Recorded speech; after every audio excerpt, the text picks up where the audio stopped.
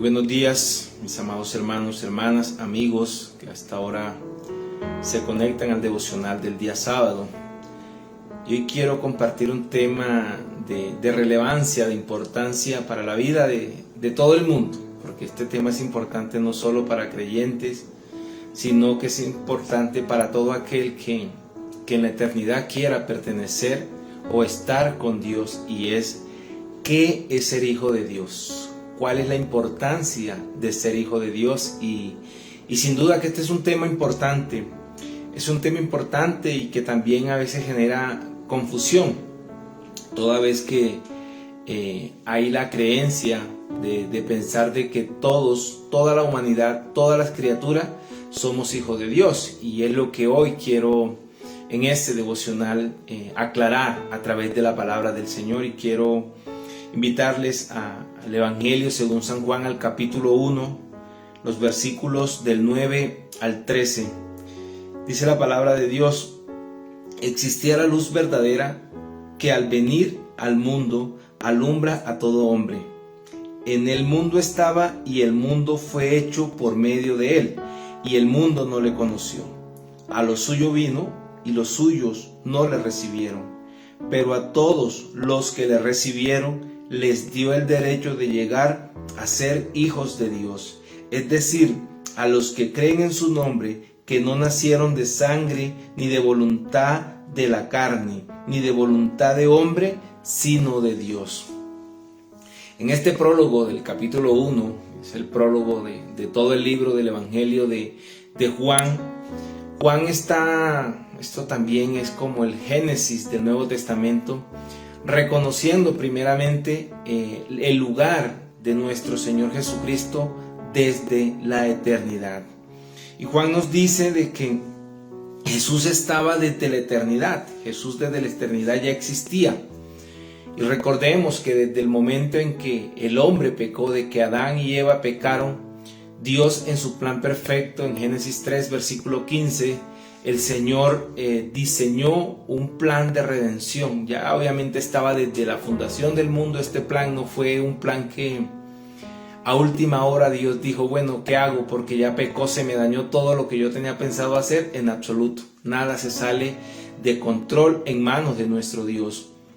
Entonces, cuando el hombre pecó, hubo el plan de redención, y era que por medio de la simiente de la mujer, una mujer tendría un hijo, y ese hijo traería salvación a la tierra. Este hijo traería otra vez la perfección a todo aquello que Adán y Eva habían dañado en el propósito inicial, cuando Dios hizo todas las cosas perfectas. Dios hizo al hombre perfecto hasta que fue arrastrado por el pecado. Entonces Jesucristo existe desde la eternidad.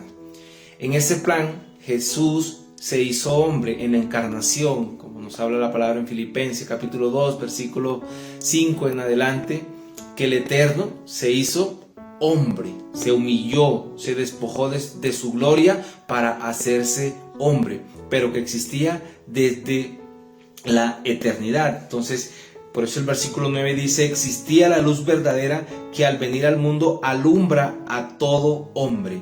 En el mundo estaba y el mundo fue hecho por medio de él, y el mundo no le conoció. Es decir, esa luz verdadera que es nuestro Señor Jesucristo vino a esta tierra. Se hizo la luz. ¿Para qué? La luz simplemente alumbra las tinieblas, alumbra la oscuridad. Si tú prendes así sea un fósforo en un lugar oscuro, eso irradia, llena de luz.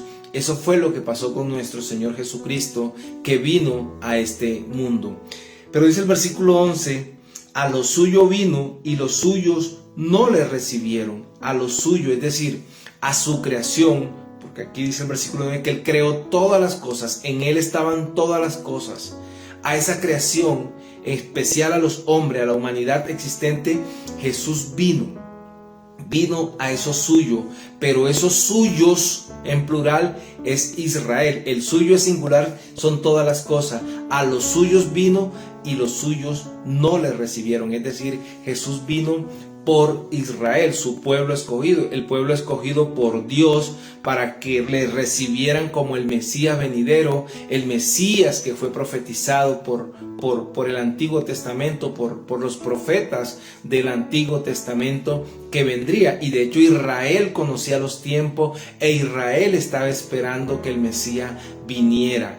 Y se llegó el tiempo, pero este Mesías no se ajustó a lo que Israel estaba esperando. Israel estaba esperando un Mesías político, un Mesías, un tipo David, que viniera, que trajera las armas, que tomara la espada, que despojara a los romanos y que ellos nuevamente, como en la época de David, porque el Mesías, recuerden, era descendiente, la promesa era que era descendiente de David, el rey mesiánico, el rey davídico mejor. Entonces, al ver que Jesús no cumplía con esas descripciones, no cumplía con esos parámetros políticos, pues sencillamente lo desecharon porque ellos querían la libertad. Ellos no querían la libertad espiritual, sino la libertad física, de quitarse el yugo de los romanos y volver a ser como antes. Pero Jesús fue a traer la salvación a todo el pueblo de Israel. Pero Israel rechazó al que había de venir. Y el versículo 12 dice, pero, sin embargo, a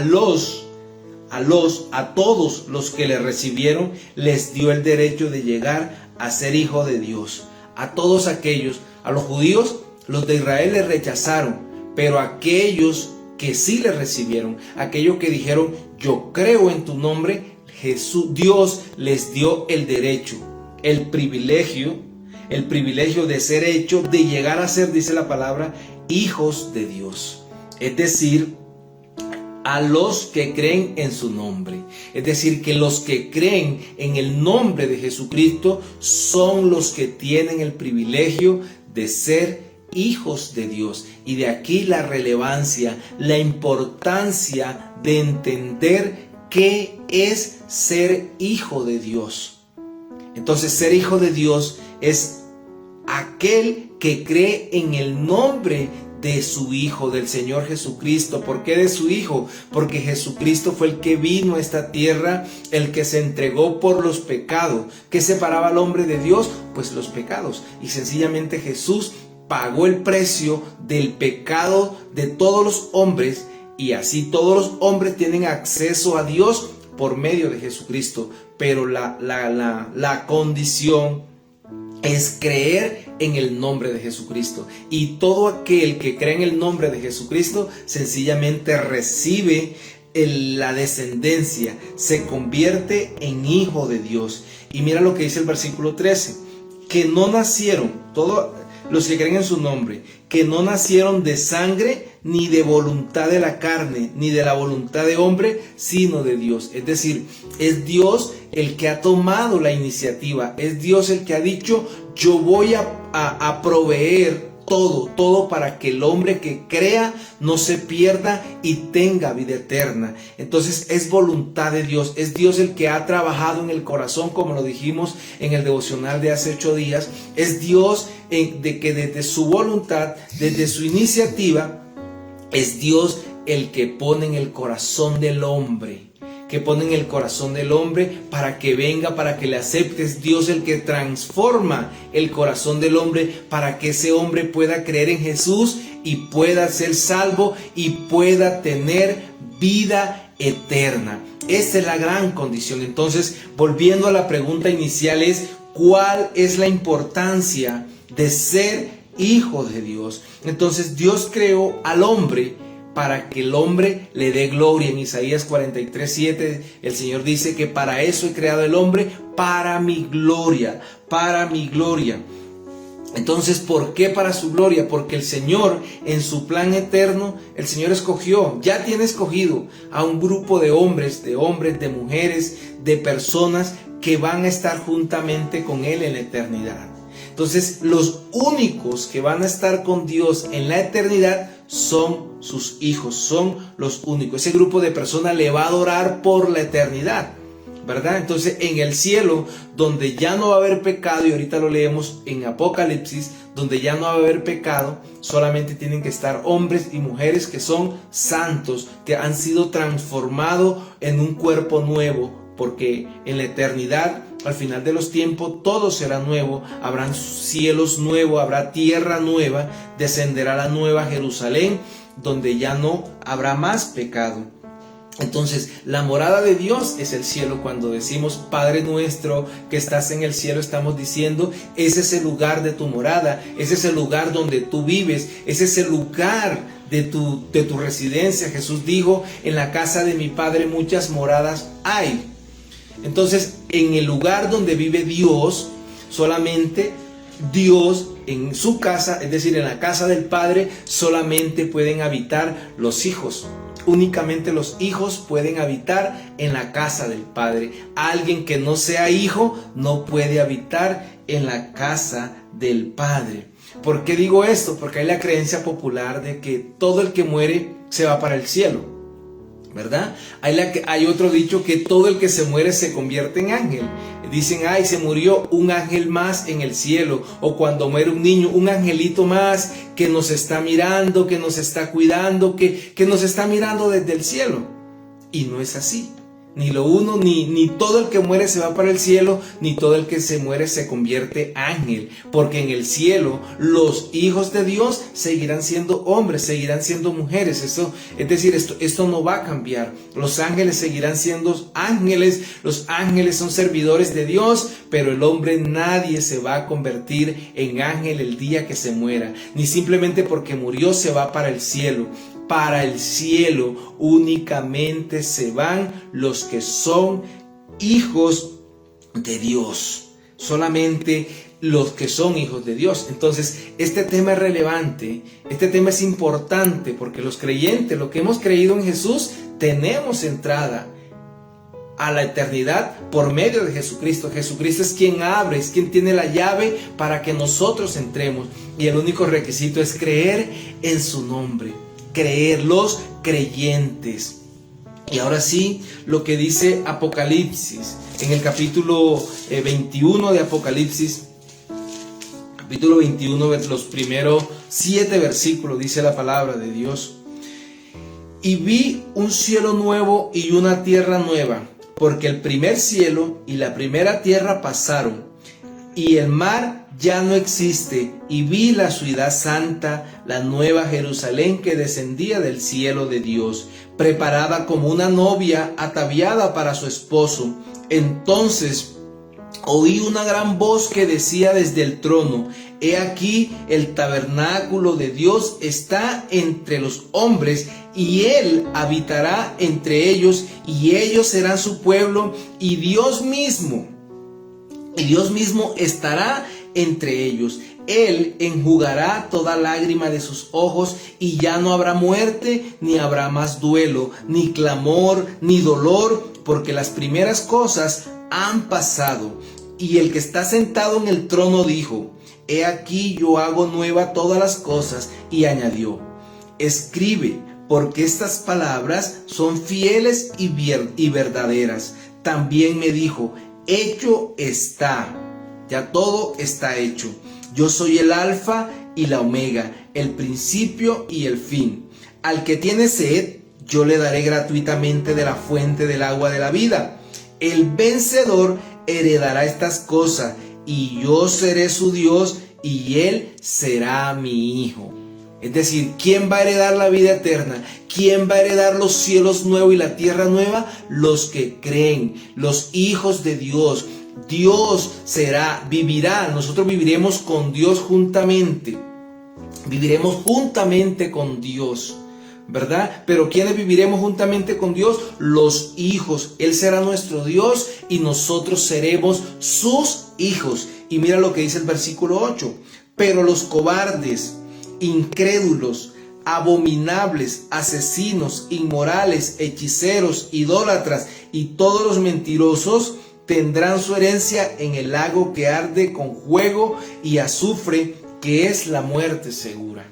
Es decir, los incrédulos, los que no creen, no van a estar con Dios, los mentirosos, los asesinos, pero en esta vida todo pecado es perdonado, no importa si es asesino, no importa qué pecado sea. El Señor dice que todo el que se arrepienta y crea en el nombre de Jesucristo tiene el derecho de estar juntamente con nuestro Señor Jesucristo. Entonces, esta es la relevancia de ser hijo de Dios, de hacerse hijo de Dios. Pero la única manera de cumplir el requisito es creer en el nombre de nuestro Señor Jesucristo.